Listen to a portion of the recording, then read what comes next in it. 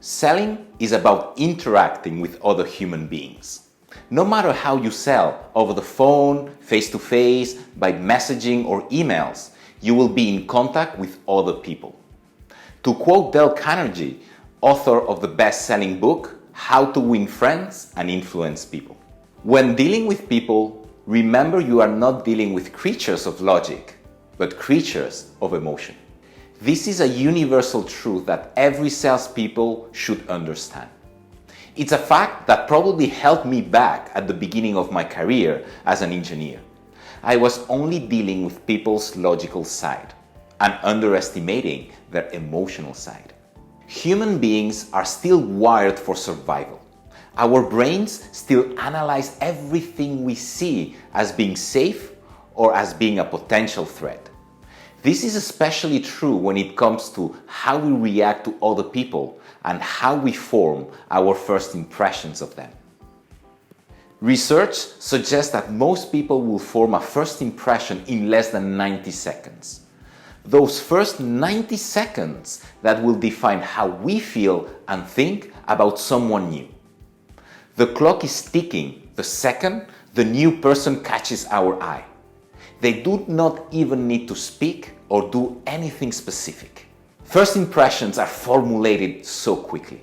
Let's be honest with ourselves. We all do that. We meet someone new and right away from the beginning, we start to like or dislike them. We start building an opinion and we more or less know whether or not we could be friends with them. There is something funny about first impressions as well. You only have one chance to make a first impression. And once they are set, first impressions are difficult to change.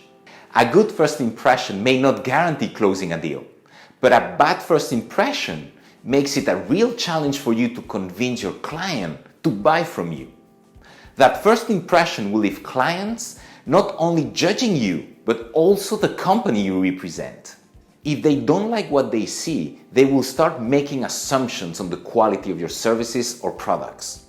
They will probably start wondering if you can even be trusted and could decide they are not interested in what you have to offer, no matter how good your product or service is. Remember that first impressions are formed even before you start talking.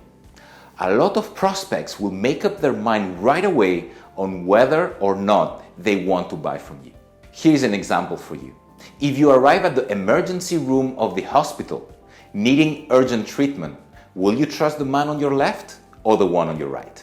First impressions are mainly made by the way you look. You need to be able to manage your appearance. In terms of clothing, it will all depend on your client's expectations from your services and products. If your clients will expect you to look sharp and professional, you should go for a more formal type of clothing.